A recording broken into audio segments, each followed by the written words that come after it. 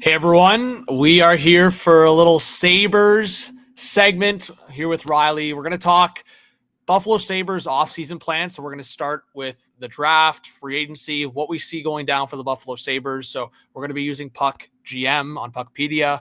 And Riley, maybe you want to give a little bit of an intro as the Sabres fan and shout out to Next Gen. Yeah, so we're gonna do a mock off season. I got this idea from Chad DeDominicus and Expected Buffalo. They're actually doing theirs tonight. They do it on the podcast every year. It's a big thing. I love how they do it. So basically, we're gonna run through, and I'll be the Sabres GM. John will be taking my calls and calling me an idiot probably because I've sent him tons of mock trades over the last couple days, and he doesn't like them. So I think this will be good. We'll actually have fair trades. I know you guys do the Puck GMs all the time, and it's totally biased trades the whole time. So hopefully this will be a non-biased mock off season. Sweet. All right, so we got it on the board. Where do you want to start? Okay, so I would probably start the first big one. Let's get it out of the way. I'm going to be trying to acquire Jason Robertson. All right. Because off of that, we're going to have to see what we're doing with Peterka if we still have him after this trade. You being Jim Nill in this scenario, I would say you can have your argument for whether you even want Peterka because the purpose of trading away Jason Robertson is to free up cap space, and I can see Peterka going long. But if you want JJ Peterka, I guess we could start there. So, yeah, if I'm Dallas, I'm probably asking for JJ Peterka. But for the reason that you said and what we've talked about offline, I'm probably asking for two guys. I'm asking for Kulik and I'm asking for Zach Benson. For Sabres fans, is Benson untouchable? Maybe for some, but for Jason Robertson, he really shouldn't be. See, I'm in this frame of mind where I don't think Benson should be untouchable for Robertson. I also don't think Kulik should be untouchable for Robertson. However, if there's value that we can present where we don't have to give Benson, where like I would overpay to give up somebody else than to give Benson up in this deal. So how I'll start it off by making you an offer, and it'll be the same offer as the other day. So it'll be Jack Quinn, Noah Ausland, Isaac Rosine, and Matthias Samuelson for Jason Robertson. That's my initial. That's what I'd be And coming to I'm you with. and I'm Jim Nill, and I'm going. The phone is hung up. Call me back in 7 days when you've put some more sense in your head. Okay. Do you have a counter that we can have a starting point from? Yeah. So my counter and what the dream acquisition cost here for Dallas is you send us Benson, Kulik, Quinn, and your 2025 first, and we will send you Jason Robertson. Benson, Cooley, Quinn. Okay, that's so. My thought process is that if we trade Benson, then Robertson can slide right in that spot, and if we trade Kulik, then we need to trade Peterka for a centerman. I really do not want to give up Benson, so I'd take that off the table. But I would. So it would without Benson, it would be Kulik, Quinn, who, and if Like, I think we could get to like an even ground here, and that's why I think Dallas and Buffalo could be good trade partners. Like, if it's not Benson, then you're probably talking about a bit of a combination that benefits Dallas in the now and future. And that's why I was telling you, like, maybe a prospect that they like a lot, but then also a guy that can go right into the bottom six. So if it's not Benson, then maybe it's some kind of combo like a Hellenius and Krebs. So then Krebs fills a role for Dallas in the bottom six and what they're losing, and he's a cheap cap hit. And I think Krebs is kind of on the way up where I think he could be a consistent like 15, 20 goal guy. Like I think he put up like 12, 13 goals last year, something around there. Plus Hellenius. I know we were talking about the Finn connection to the Finn Mafia in Dallas, but it's a prospect that I think they would like. I do think Krebs could be. He's movable for Buffalo. He's also a West. He seems like a Western Conference player to me. Like he's got some grit to him. He's got hustle. So let's say it's Hellenius, Krebs, our first round pick this year. What else would you need on top of that? I think it's got to be I think it's got to be Kulich and Quinn. Like, I don't think, here's my thing. I think Quinn's the perfect player for Dallas because to me, and I know this is probably a reason for Buffalo not to trade him, but like in my eyes, Quinn doesn't have like a lot of value to other teams right now. Like, I just think he hasn't proven enough. Obviously, the injury. I think Kulich is the prime piece here. And what we were talking about, obviously, Jason Roberts is no Jack Eichel, but you're probably looking at like the 3 to 4 first round pick value. So you're getting the first round pick in 25. Consta Helenius, former first round pick. I think you could probably make the argument of Krebs and Quinn combined is a solid first round pick value into like today. Quinn can obviously rise his value, but he's just not there right now. And then Kulich's that 4th first round pick. I think you're there. You're getting Jason Robertson, right? Like you said, you have to overpay a little bit to beat out the other teams, like the Rangers, like the Detroit Red Wings. Go down the list. I think that's what you got to do. So to me, my offer right now would be Kulich, and it would be the rights to Jack Quinn. Call it a deal. There's no okay. So just from my perspective, there's that. So if you advance 2 years into the future, that Kulich and Helenius are big time centerman plans for the Sabres. Without those two, the top 2 centermen are now Norris and McLeod. And so what if I add this guy? Maverick Bourque. I know you said you're not super familiar with the player, but former first round pick. He only put up 25 points in 73 games, but I think he's like similar to Krebs vibes, but he's also 2 years younger than Krebs. I just think, and you wouldn't have any interest in Ostlund or Rosine. I just don't think that moves the needle for Dallas. To move Jason Robertson, you want at least 2 pieces that you're confident are going to be contributors right away.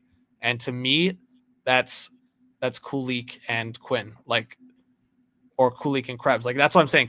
Krebs and Quinn, if you're not going to put Benson in this deal, Krebs and Quinn are kind of like those wild cards for Dallas, in my opinion. It's kind of like they could be contributors, but they also might not be. I think that's why you have to like have the value. It's a massive package. Don't get me wrong, but you're getting a 2-time 40-goal scorer, right? I think a fair deal is this deal without either the first round pick or Helenius. To be honest, I think it's one enough because this is 5 first round pick evaluations. See, I just don't see it that way. I go back to the Krebs and Quinn thing. I think if anything, if you want to make the argument on that, then we'll remove one of those pieces. Then if you're saying those are 5 first round picks, then we remove Krebs or Quinn from the equation here. And I would remove 2 of those pieces and add in a second round pick, to be honest with you. Sabres fans, this is where we're at. This is back to Riley. I don't know if this is Sabres fans. I'm giving up Kulich. You're getting Maverick Bourque also, who's a former first round pick. So if we remove take Maverick Bourque. I don't care about Maverick Bourque. But see, that's why I'm saying I think this is a little bit more Sabres land like centric here. Maverick Bourque, I'm telling you right now, Maverick Bourque has more value than Krebs and Quinn individually. I'm telling you right now. That is okay. That's why personally, I don't think we need him. We don't need any young forwards. We have so many. But he's a center. He is a center. I understand that. I can move Peterka if I need to. Okay, so we're taking out Quinn. So I think this is maybe doable to get it done. I still think you need to add a little tad, but I think adding a player makes the deal like so ridiculous. Like it makes it look so ridiculous. I would add like Edmonton's I think maybe another draft pick or something. Edmonton's 4th next year. Does that do it? I think I think it might not be enough, but I think if Dallas values the prospect in Helenius, which I think is one of Buffalo's current better prospects, or at least like non-NHL played prospects, and I think Kulich is, to me, if they value Kulich a lot, I think this gets it done. It really depends on what they value more, the first or Quinn. I personally think if you're Buffalo, you just want to move on from Quinn because he just hasn't shown enough, and it's a change of scenery. I wouldn't mind moving on from Quinn or Krebs, but I think I could get a second back from Quinn from somebody, and I think Helenius, Kulich, and the first round pick are just so high in value, and I feel like they're being undervalued. If you have enough prospects and you don't really care for this draft, why not? If it gets the deal done, say, Riley, we're in this position and you are on the Sabres side of things and the Stars say, we're about to walk away and accept the Rangers deal unless you add the second round pick right now. Are you doing it? Or are you walking away from the deal? I'll do it. Add it in. Add the second, add it in, done deal. I think that gets it done. I think that's enough incentive. So the deal is Jason Robertson to Buffalo, Constant Helenius, Krebs, Kulik, first, second, and fourth to Dallas. Okay, so now I like that. I don't love it, but to grade a great player, like you gotta overpay. Bump Robertson up. Norris and Thompson. Let's just make this normal. Yeah, put Benson on the second line. Are you putting Benson as the winger or center? Yeah, winger on second line. Greenway, Zucker. Like you got all your wingers. That's fine. That's fine for now. We got McLeod that we can sign, but I'm gonna move Bowen Byram just because I need to get recoup that first back. So we can either go to Chicago. So you're going to Chicago for Byram? Do you think? Yeah. All right, we can do that. I think. Yeah, no, I think Chicago could be a team, but I already think they have a lot of defensemen. So are you?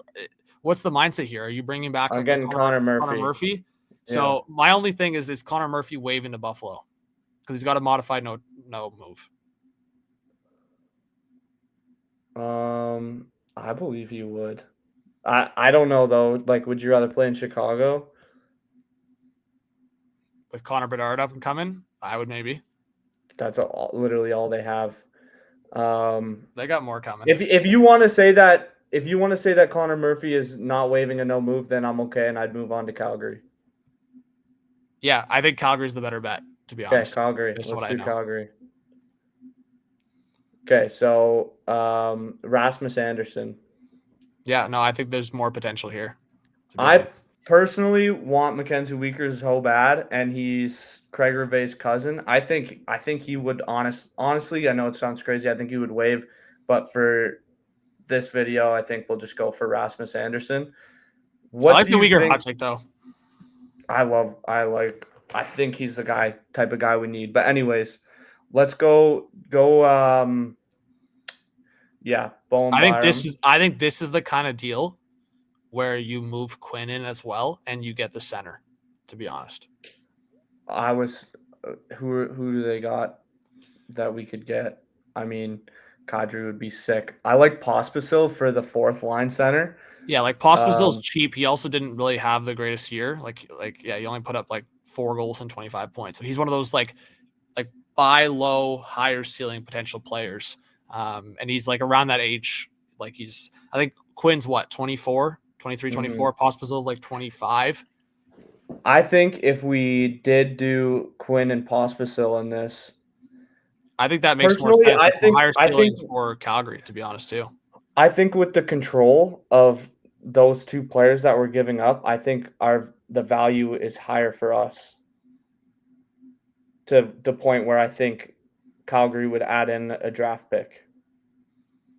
Yeah, I mean, I'm with you on that. I think the team control aspect, you're onto something there. I would say, yeah, I mean, they have 2 third-round picks in 2026. So maybe who's going to be the worst team? I mean, Vancouver might be a disastrous team. But maybe the third. I'm thinking a second. Colorado second. Maybe. You're Calgary's GM. That's not the third. Take the third out. Just the second. Yeah, I mean, I think Jack Quinn has a lot more to offer. I think it's a change of scenery for him with the Buffalo situation. Pospisil fills an automatic need in terms of the fourth line center spot. Only $1 million. Rasmus Anderson, automatic need. I think the second round picks are not in here if Buffalo has the confidence, and if the communication side is like Buffalo's going to get an extension done, but I think that part is true. Up in the air. So I'll leave it at this. I think honestly, if you can agree on that, I think we got a done deal. So okay. I think Calgary similar to Buffalo, they've had some prospects coming up here. They have the 2 first-round picks. They don't necessarily need the second-round pick in kind of a questionable draft. I think getting Byram and Quinn is pretty good for Calgary. So I like that deal. Okay, so move Pospisil down to the 4C. Anderson up to 1 for now. Okay, so I wanted to move Matthias Samuelsson to Seattle, and the reason is that Botterill drafted him. I think Botterill likes him. Um, Seattle has Jamie Alexiak coming off the books and Adam Larson coming off the books soon. I think Seattle would be calling Buffalo on Samuelsson. I just don't know what a fair valuation is. Some people are saying Samuelson's a buyout. I saw a couple mock trades saying he's a first round. He would go for a late first. I don't think that personally. No chance. I was thinking something along the lines of flipping him for 1 year of Jamie Alexiak, because then you get basically the free buyout, and you get 1 year of Alexiak.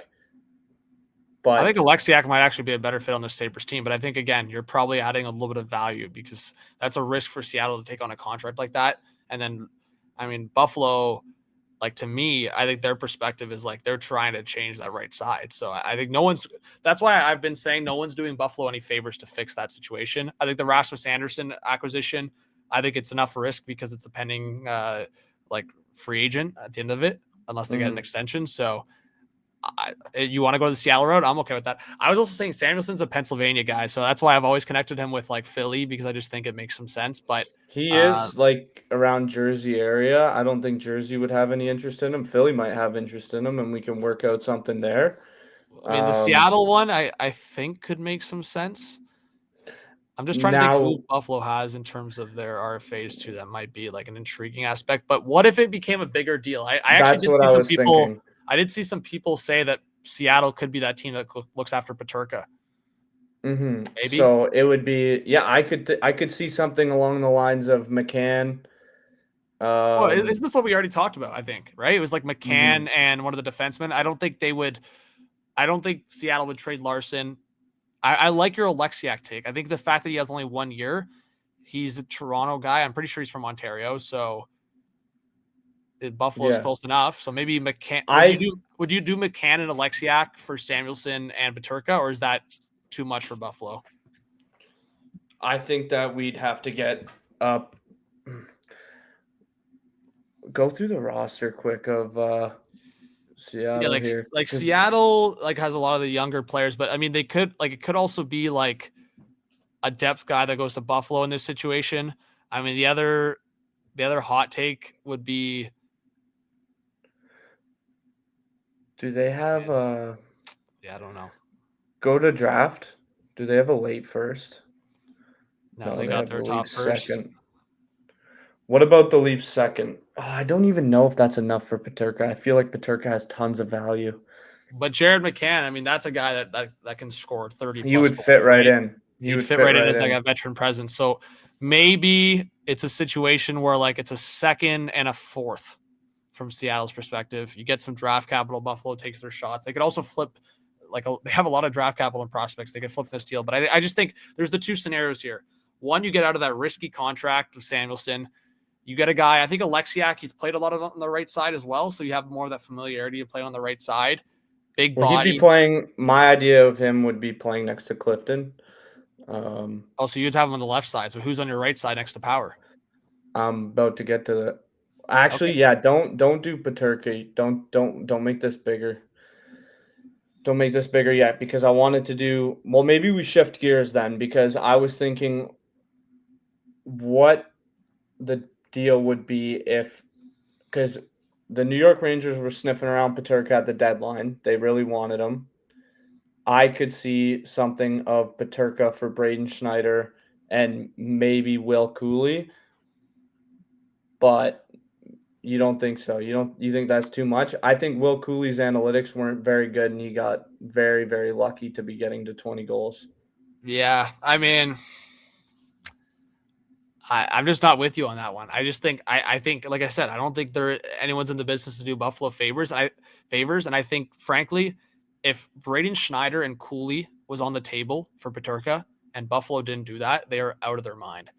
I'm not Like, saying it was on the table. no, I'm not saying it was, What but I'm saying if it wasn't on the table before, what makes it on the table now? Especially, I'll say this, especially with the fact that the Keandre Miller situation is about to get bad for the Rangers, because I'm hearing left and right, and now people are dropping it from conversations at the combine. Like, people at the combine are saying they're hearing conversations of Keandre Miller's name coming up from multiple different organizations. Okay, Whether so it's what an about Keandre Miller then?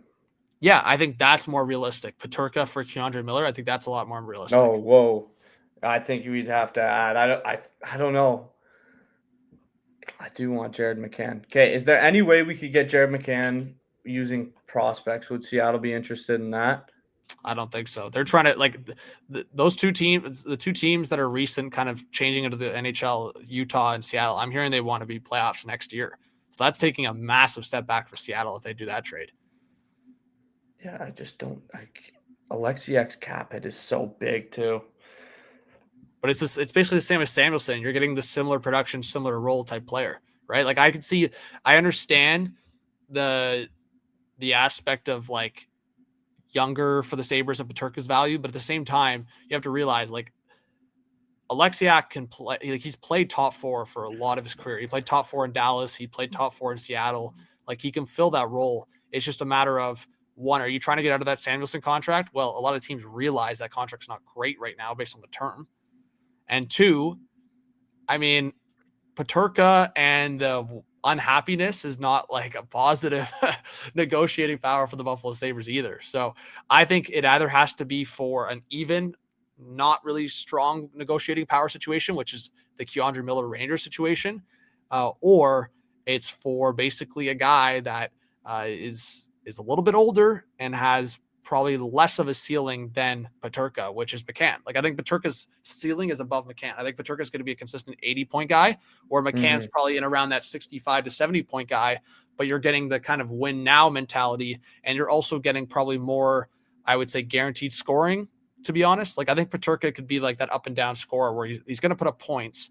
He has that skill set, but okay, honestly, I think unless you can think of an offer, I know you've been doing Peterka mock offers on X a lot.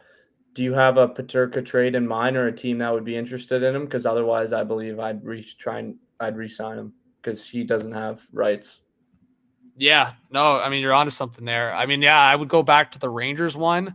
I mean, the other one I've thought about, and this is more just because of just kind of the space they have and maybe the fit for the Buffalo Sabres. I've seen it a couple times. It's like the San Jose Sharks. I could see that being a situation. Like Mario Ferraro has been kind of in rumors for a while. I think he wants to stay in San Jose, but that would be one team. I mean, Anaheim's another one. I mean, if you're looking for a center and looking for a situation where another offer sheet candidate, I mean, there's this guy named Mason McTavish, but Buffalo would have to add to Peterka, in my opinion, because I think McTavish is loved around the league. And that's why Anaheim took him third overall, because he is like the perfect kind of center. Do you think McTavish has a real chance of getting traded, though? Not necessarily. Because But I would offer Peterka for McTavish. I mean, I think I fully think you have to add. I think you have to add. If you're willing to add, I would do that. I would add some player prospects. I don't really have much picks to add, but I could do. If I'm Anaheim, I would do something. I would say, hey, they lost a couple of veterans like a Cam Fowler, and I think they might move Trouba at some point. The one hot take I was saying is like, if Trouba does want to get back out to the east side, I don't think he would wave to Buffalo, but I truly don't understand the fact.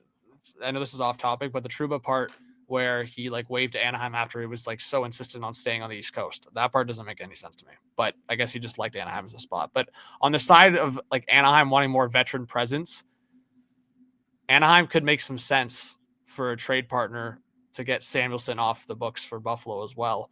I mean, I'm looking at Anaheim's situation here. I wonder about Trevor Zegras as well. I'm just saying. I wouldn't do Trevor Zegras at all. I don't think Buffalo would either. No, I don't think he fits but McTavish makes some sense to me. So what if it was Anaheim's got a lot of cap space? What if it was Peterka, Samuelson, and if I go to the prospect list, what if it was like Rosine? I'm just gonna look up McTavish quick. I do love McTavish. I think that would fill an automatic need for the Buffalo Sabres. You're overpaying a little bit, but for Anaheim's perspective, They have Lucas Carlson to build around. Yeah. And when I look at the Ducks lines right now, and like the fact that they have the potential draft selection, like they could go Ryan Strome as 2C behind. I said Lucas, I meant Leo Carlson, but to me that makes a lot of sense. And I mean, this video is getting a little long here, but I think like it's kind of good to go through it. But when I look at the Ducks cap space, they have $38 million of cap space. I don't think they'd want Samuelsson, to be honest, just after looking at their lines. They got those young D that they want to play. Yeah, but I think he can play on like the third pair with like Zellweger or Minchikov. Like it could probably be like Lacombe and Trouba, Minchikov and Gudis, and then Zellweger and Samuelsson. Okay, I do that trade right there. Yeah, like I actually think Anaheim would consider this trade. I think they love McTavish. Don't get me wrong, but if I'll say this, the two factors for me, I'll make the statement here. I don't think Anaheim ultimately trades McTavish, but what I will say is there's so many like wild cards in the National Hockey League. If they can't come to like a deal, and Buffalo comes forward and comes aggressive and offers something like this, like I wouldn't be surprised. I wouldn't be surprised if they entertained it. Maybe Buffalo has to add a little bit more to get it done. But I mean, I'm looking at Peterka's numbers. Peterka's numbers are better than McTavish's at the same age. Yeah, the same age. I will say though, McTavish, like I said, the center that always brings more value. Also, the Ducks management is like known. Like Pat Verbeek loves McTavish type players. So I think this could be done. I mean, former Bulldog. So you brought up McTavish. Riley's getting excited over there. Riley's getting excited over there. If it came down to Rosine and Ostlund, would you do it? No. To get Mason McTavish? You wouldn't? No. All right. Throw in the third round pick. Little icing on the cake. You're doing this to me every time. That's what happened to Josh Norris and Dylan Cousins. Steve Stales is like, throwing that second little icing on the cake. And he was like, whatever, I'll do it. So you're going to do it? Whatever. Third round pick. Boom! Mason McTavish is a Buffalo Sabre. Dude, look at that. This is why I shouldn't be a GM. Okay, let's go to RFAs. We got to wrap this up. Okay, so let's do People are going to love this episode, though. Okay, let's do McTavish. What do you think McTavish gets? I think, do you want to go long-term or not long? I think long-term, it's got to be like, like I said, I went back to a few comparisons. Like I mentioned Gunther to you the other day. If Gunther's at 7 as a winger and McTavish can put up similar numbers, I think it's got to be 8+ long-term. Okay, let's do, I'm 8+. Let's do 8.25. Probably 8.5. 8.5. 8.25. Icing on the cake. Okay, 8.25 for 7 years because they didn't have him at the deadline. So yeah, but he's an RFA. Yeah, but I think the rule is you have to have the player at the deadline to have the 8-year. Okay, still stay at the RFAs. Go to Ryan McLeod. So McTavish is up there. McLeod. Where are you at with McLeod? I've seen like 5. Is that where you're at? I'm thinking either 4.5 times 4 or 5 times 5. Okay, 5 times 5 makes sense to me. Okay, where are we at with the cap? So the Sabres still have $3.2 million of space, and look at that. That's a good lineup. And I mean, but we still need a defenseman. Yeah, so and you need Levi as well. We need 2 defensemen, really. Okay, I am going to trade Sam Lafferty. I'll dump him anywhere for a bag of pucks. Again, I think it's one of those things where you either have to buy him out or you have to attach a pick to him. I'd attach a pick. Like it would be a 6, I think. Teams would take him that like him. I don't know. Could Pittsburgh take back Lafferty for a piece that they have on their team? Maybe a piece that makes sense for the Sabres? I'm trying to think of cap dumps around the league. I can't really think of any that need to be moved. I mean, a team maybe that team that has space, like the San Jose Sharks, maybe. Yeah, I could see Mike Greer trying to take him on and then flip him at the deadline, just like he did with Wallman. Okay, so let's do that again. I think you have to attach, to be honest, but I think maybe it's just he'll take Lafferty. I mean, that could make some sense. I just think, again, it's not a lot of incentive. Would you take one of the depth guys from San Jose, like a Grunstrom or Dellandrea? Delandria's a bit cheaper. He's only like 1.3. That's a bit of like a 1-for-1 cap, like dump kind of. Like Dellandrea put up 8 points last year, but he's only making 1.3. It's easy to bury as well. I think that makes sense. Sure. I think do it.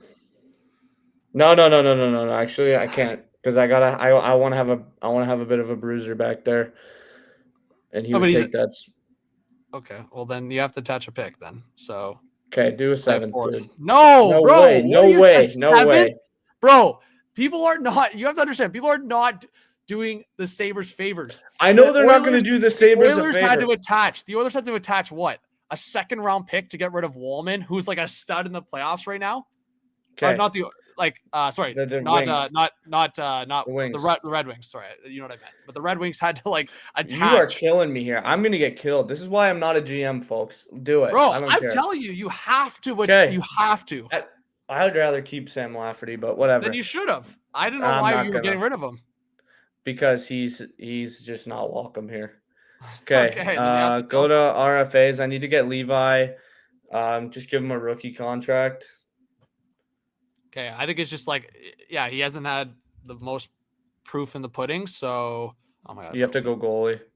Yeah.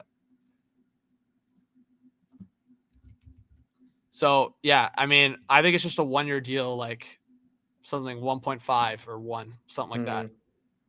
So I'll do 1.5. I honestly think it's going to be short term, something like that. He's the backup. Okay. And then you've got 3.7 to fill a 4th line and defensive spot. I think that's more than enough money to make a couple signings here. Yeah, I know. So UFA, I want Tanner Jeannot. All right. Little $2 million action, maybe. Yeah. I think you have to overpay a little bit for some guys. Again, I'm sorry about Flo, but that's the reality. Yeah, no, I get it. How many years? It's got to be term. Yeah, 3 years. Sure. I am rushing a bit, so. No, you're rushing a bit, but again, I like I said, you have to pay to get in the open market. I think a lot of people are going to want the Jeannot physicality. So 2 times 3, I think, is the term he probably wants, and then enough value there. So then now you have 7. So you want a roster probably of at least 21, right? So you probably want to sign like Clifton with Power. Was it the worst thing? I feel like that wasn't great, but yeah, Clifton with Power just isn't going to work. Oh, Bernard Docker. with Power, that could work. That could work. That was working last year. I would hate if the Sabres won. You know what? Put Bernard Docker, sign him, give him like 1 point. I don't even know. Yeah, I think 1-2 for like a 2-year deal. Sure. And then so put him with Dahlin because anybody can play good with Dahlin, and we're gonna put Anderson. Yeah. That's an ugly decor. I don't even know if that team makes the playoffs.